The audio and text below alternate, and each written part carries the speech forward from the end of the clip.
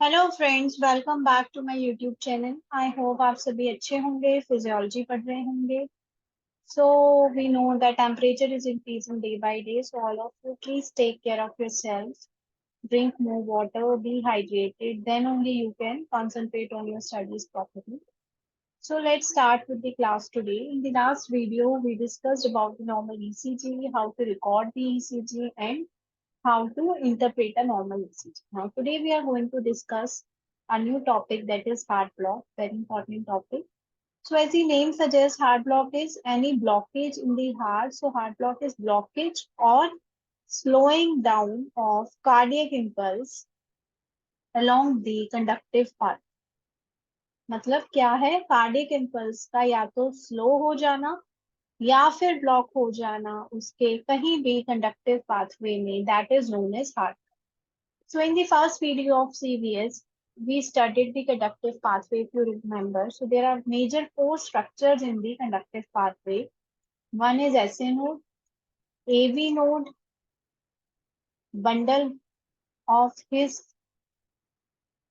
and Purkinje fibers. So ये चार structures हमने पढ़े थे in the conductive pathway of heart में. इन किसी भी pathway में अगर हमारी कार्डिक इम्पल्स ब्लॉक हो जाती है या स्लो हो जाती है तो हम उस कंडीशन को बोलेंगे heart block. So depending upon the part of the conductive pathway or the structure which is affected or the impulses have been blocked, at which level we classify the heart block into different types. तो अगर हमारा blockage या slowing of impulses ऐसे node level पे हुई है तो हम उसको बोलेंगे ऐसे नोडल ब्लॉक. अगर हमारी इम्पल्सेस एवी नोड के लेवल पे हुई है ब्लॉकेज तो हम बोलेंगे एवी नोडल ब्लॉक. अगर हमारी इम्पल्सेस का ब्लॉकेज बंडल ऑफ हिज में हुआ है तो हम उसको बोलते हैं बंडल ब्रांच ब्लॉक. राइट. तो depending upon the structure which is involved in the heart blockage, we can classify them into SA nodal block, AV nodal block, and the bundle branch. ठीक है, ऐसे नोडल लेवल पे हुआ तो SA nodal block, AV node के level पे हुआ तो एवी नोडल ब्लॉक, और बंडल ऑफ फेज में ब्लॉकेज हुआ तो bundle branch. Now let us take them one by one. So first, this is SA nodal block. मतलब यहाँ पे क्या हो रहा है, जो हमारा ब्लॉकेज है वो कहाँ पे हो रहा है, हमारा ऐसे नोड के लेवल पे. So here blockage of impulses of take place or the conduction of impulses is blocked from ऐसे नोड टू एट्रिया.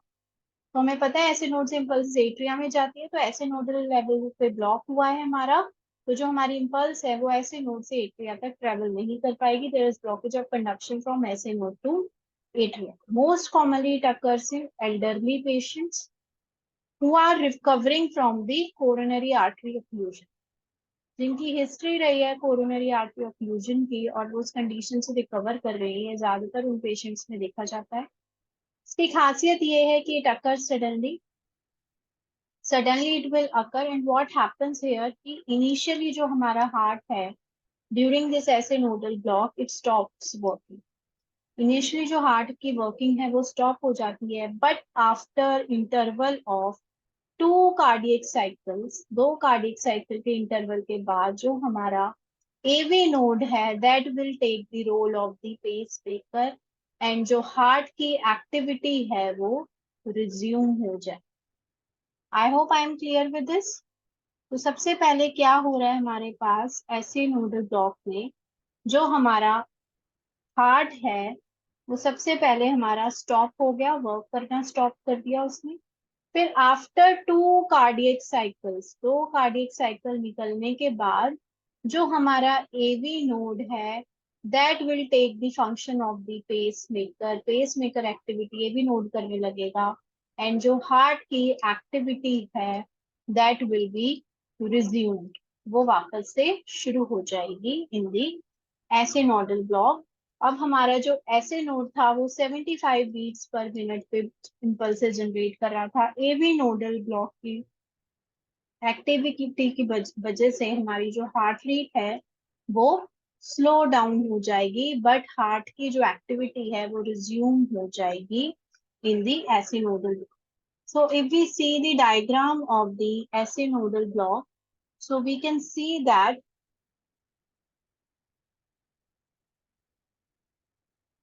तो यहाँ पे क्या हो रहा है, नॉर्मल हमारा जो है हार्ट की एक्टिविटी चल रही है, सडनली हियर वी हैव ऐसे nodal block. So you can see that कि हमारी जो हार्ट की एक्टिविटी है यहाँ पे स्टॉप हो गई है, और after the interval of almost 2 cardiac cycles हमारी हार्ट की एक्टिविटी दोबारा रिज्यूम हुई है, but with the slower heart. So this is the diagram showing the SA nodal block. This represents your SA nodal block. यहाँ पे suddenly हमारी heart की activity stop हो गई, एंड आफ्टर 2 कार्डियक साइकिल्स ये जो एक्टिविटी है वो दोबारा से यहाँ पे रिज्यूम हो गई। Here AV node has taken the function of pacemaker, right? Am I clear? So this is your SA nodal block. Now let's move to another type, that was your AV block. ठीक है, तो AV block है तो हमारा यहाँ पे जो blockage है वो AV ब्लॉक के लेवल पे हुआ है। ठीक है, now this AV block can be classified into 2 types, incomplete blockage and the complete block. Incomplete blockage को हम फर्दर क्लासिफाई कर सकते हैं into first degree blockage and the second degree blockage. Now let's talk about the first degree blockage. तो first degree blockage में क्या हो रहा है, यहाँ पे जो हमारी इम्पल्सेस हैं वो स्लो हो गई है, स्लो कंडक्शन हो रहा है इम्पल्सेस का, लेकिन कंडक्शन सारा हो रहा है। All the impulses are being conducted, all impulses of atria are conducted, are traveled। ठीक है, सारी इम्पल्सेस जो है वो ट्रांसमिट हो रही है, कंडक्ट हो रही है, but at the slow pace. So there is slow conduction of impulses, और इसका जो फीचर हमें ईसीजी में देखने को मिलेगा, that is PR interval prolongation. यहाँ पे क्या होगा, जो हमारा पीआर इंटरवल है उसकी प्रोलोंगेशन हो जाएगी, it will be more than 0.2 seconds. So it will be more than 0.2 seconds prolongation of the PR interval. So we can see in this graph also, तो यहाँ पे क्या हो रहा है, फर्स्ट डिग्री ब्लॉक में इम्पल्सेस सारी कंडक्ट हो रही हैं, all the atrial impulses are being conducted, but there is prolongation of the PR interval। PR interval is prolonged, it will be greater than 0.20 seconds in the first degree AV। ठीक है, so this is your incomplete type of blockage, first degree type of AV blockage, right? Am I clear? Now let's move to the second degree AV block। अब जो ये हमारा second degree AV block है, it is of different subtypes। First of all, let us understand what is second degree AV block। तो जो हमारा first degree AV block था उसमें all impulses were conducted but at the slower rate। But here what happens, not all atrial impulses are conducted, not all atrial impulses are conducted in this type of blockage, in the second degree of AV block। अब ये जो एवी blockage है इसमें क्या होगा, there will be like dropping of the ventricular beat. यहाँ पे क्या हो रहा है, dropping of the ventricular beat, dropping of the ventricular beat। So it can be in the 2:1 or 3:1। So atrial ventricular contraction ratio can be 2:1 or 3:1। मतलब क्या होगा, 2 atria की कॉन्ट्रैक्शन हो जाएगी, उसके बाद एक वेंट्रिकुलर कॉन्ट्रैक्शन होगी, बीच में हमारी एक वेंट्रिकुलर बीट ड्रॉप हो गई, और there will be 3 atrial contraction और dropping of the ventricular beat, and there will be then 1 ventricular contraction। तो यहाँ पे हम देख सकते हैं कि यहाँ पे हमारा second degree atrioventricular block हो रहा है। This is known as Mobitz type 1 blockage. तो यहाँ पे हमारा जो हार्ट है वो रेगुलरली बीट कर रहा है, सडनली हमारा एवी नोडल ब्लॉक हुआ of second degree. Now you can see that here are 2 atrial contraction, 2 atrial contraction हो गई, और बीच में जो हमारी है वेंट्रिकुलर बीट जो है वो ड्रॉप हो गई, वेंट्रिकुलर बीट ड्रॉप हो गई, उसके बाद दोबारा से वेंट्रिकुलर बीट हमको दिखेगा, right. So this is your 2:1 ventricular blockage. अगर यही हमारा होता कि 3 एट्रियल बीट्स आ जाती और एक वेंट्रिकुलर बीट बीच में हमारी ड्रॉप हो जाती, फिर वेंट्रिकुलर एक्टिविटी स्टार्ट होती after the 3 atrial beat, then we would call that as 3:1 atrioventricular blockage. Am I clear? Now let's move to another type, that is the type 2 blockage. तो type 2 blockage में हमारे पास क्या हो रहा है, it is again second degree, this is your मोबिट्स type 2। मोबिट्स type 2, जो पहला था वो हमारा मोबिट्स टाइप 1 था, जिसमें हमारी क्या हो रही थी, 2:1 या 3:1 वेंट्रिकुलर बीट ड्रॉप हो रही थी। ये वाला जो है हमारा मोबिट्स टाइप 2 ब्लॉक है, इसमें क्या हो रहा है, पीआर इंटरवल जो है वो कांस्टेंट रहेगा, पीआर इंटरवल इज कांस्टेंट, और बीच में हमारा जो है क्यूआरएस कॉम्प्लेक्स ड्रॉप हो रहा है in this type of AV nodal block. Second degree है, एवी नोडल ब्लॉक है, मोबिट्स टाइप 2 है, क्यूआरएस कॉम्प्लेक्स ड्रॉप हो रहा है, और इसमें याद ये रखना है हमको कि जो हमारा पीआर इंटरवल है दैट वुड बी कांस्टेंट, यहाँ पे पीआर इंटरवल की कांस्टेंट प्रोलॉन्गेशन नहीं हो। Then we have another phenomena that is known as Wenckebach's heart block. Wenckebach's heart block, तो इसमें क्या होगा, ये जो पीआर इंटरवल कांस्टेंट है, there will be progressive lengthening of the PR interval, progressive prolongation of the PR interval, progressive prolongation of the PR interval होती रहेगी। That type of phenomena is known as Wenckebach's phenomena. Wenckebach Wax phenomena or Wank-Wax type of heart block. This is again a type of second degree heart. I hope I am clear. तो second degree heart block हम थोड़ा सा एक बार quickly review करते हैं। तो second degree heart block में 3 type हमने पढ़ी, Mobitz type 1, Mobitz type 2 and Wenckebach's phenomena. ठीक है, तो मोबिट्स टाइप 1 में हमने पढ़ा था 2:1 या 3:1 हो रहा था, वेंट्रिकुलर 2:1 या 3:1 था, वेंट्रिकुलर बीट्स ड्रॉप हो रही थी। मोबिट्स टाइप 2 में हमने पढ़ा कि पीआर इंटरवल कांस्टेंट था, और यहाँ पे हमारा क्या हो रहा था, क्यूआरएस कॉम्प्लेक्स ड्रॉप हो रहा था। और वेंक-बैक्स फिनोमेनन में क्या हो रहा था, जो पीआर इंटरवल है वो प्रोग्रेसिवली प्रोलॉन्ग हो रहा था, विद ईच बीट उसका जो ड्यूरेशन था वो प्रोलॉन्ग हो रहा था, प्रोग्रेसिवली प्रोलॉन्गेशन की पीआर इंटरवल की इन सेकेंड। और फर्स्ट डिग्री वाला तो हमारा सिंपल ही था, वहां पे क्या था, पीआर इंटरवल आपको ब्लॉक दिखेगा, सॉरी प्रोलॉन्ग दिखेगा, but because of slow conduction, but atrial जो इम्पल्सेस थी वो सारी कंडक्ट हुई, right. Now let's move to another type, this is your third degree heart block, और इसको हम बोलते हैं complete heart, third degree heart block और the complete heart block.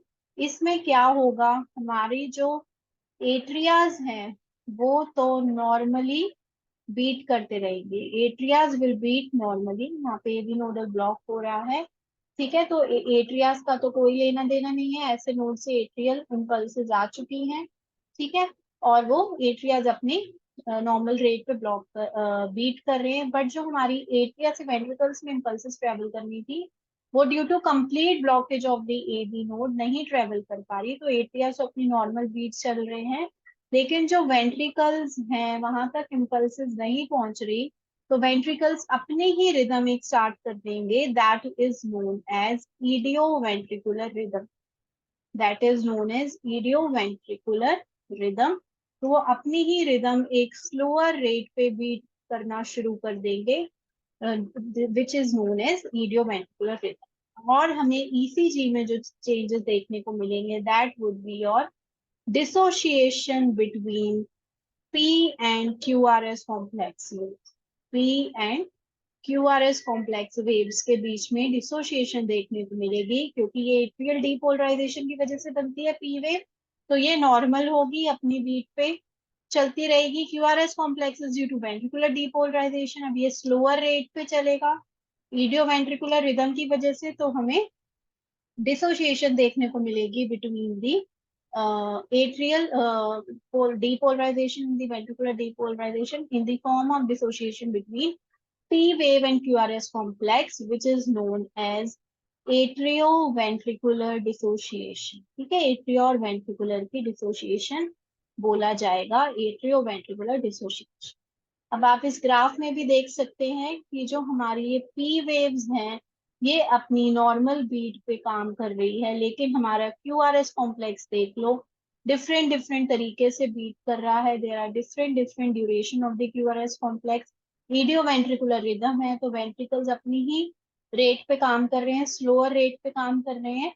So this is your atrioventricular dissociation or dissociation between P wave and the QRS complex. P wave हमारी normal cycle पे चल रही है 75 बीट्स पर मिनट पे, लेकिन जो हमारा क्यूआरएस कॉम्प्लेक्स है that is beating at 45 beats per minute, slower rate पे काम कर रहा है idioventricular rhythm. So this is your third degree blockage or complete heart. अब आगे क्या होगा third degree or complete heart block में? सो क्या हो सकता है, ये जो वेंट्रिकुलर एक्टिविटी है ये ज्यादा समय के लिए प्रोलॉन्ग हो सकती है। जो वेंट्रिकुलर एक्टिविटी रुकने वाली जो कंडीशन है, वेंट्रिकुलर एक्टिविटी जो स्टैंड स्टिल हो रही है, उसके बाद हमारी इडियो वेंट्रिकुलर रिदम जनरेट होती है। So this stand still ventricular activity can be prolong, ज्यादा देर के लिए हमारी वेंट्रिकुलर एक्टिविटी रुक सकती है। तो अगर ये 1 मिनट से ज्यादा देर के लिए रुक गई वेंट्रिकुलर एक्टिविटी तो इसकी वजह से क्या होगा, there will be cerebral ischemia. So this will lead to cerebral ischemia leading to dizziness and fainting. Dizziness हो सकती है, fainting हो सकती है, and even patient can die. Patient की death भी हो सकती है। So if it is prolonged for more than 1 minute, it can lead to cerebral ischemia, dizziness, fainting, and even death. And this is known as Stokes-Adams syndrome. Stokes Adams syndrome. अगर ventricular activity 1 minute से ज्यादा के लिए stand still हो गई, prolong हो गई, it can lead to cerebral ischemia, further leading to dizziness, fainting or even death, and this condition is known as Stokes Adams syndrome. So this was all about your third degree blockage or the complete heart.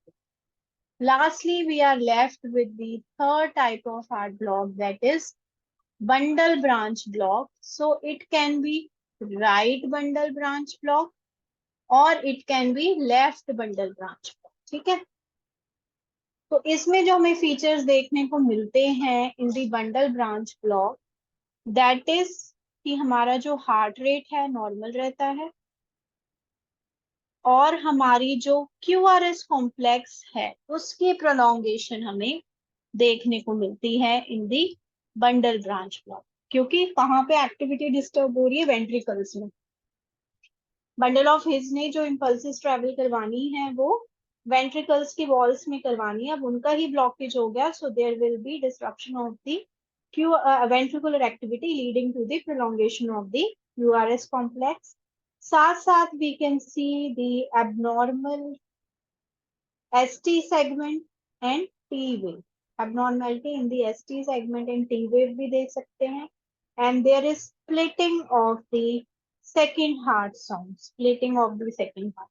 तो basically heart rate normal रहेगा, QRS complex prolonged रहेगा.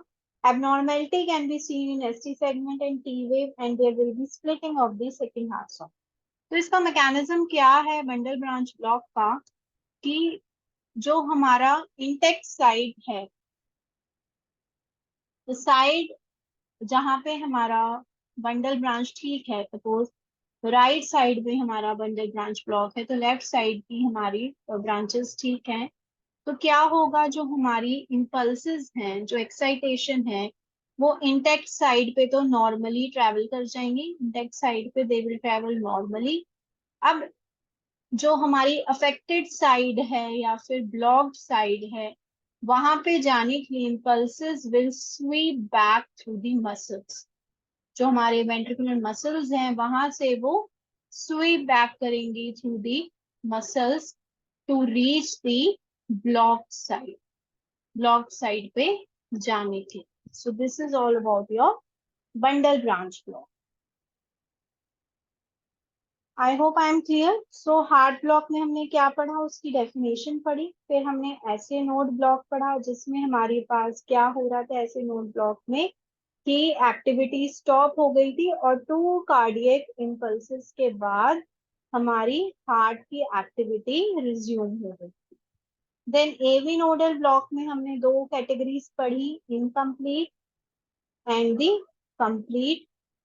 Incomplete and complete. Incomplete में we also have first degree and second degree, और इसको हम third degree बोलते हैं। इनके डिफरेंट डिफरेंट टाइप्स पढ़ी। सेकेंड डिग्री में हमने पढ़ा Mobitz type 1, Mobitz type 2 and बैंक बैंक स्पिनऑफ। फिर हमने पढ़ा लास्ट में bundle branch block. So this was all about heart block. So we must remember the ECG findings in different kind of heart blocks. क्या क्या चेंजेस आ रही है ECG findings में। So I hope we are clear with this topic. Till then, please like, share, and subscribe my channel. In case of any doubts, you can always comment below in the comment section. And thank you so much. Keep reading physiology. Thank you so much. Bye bye.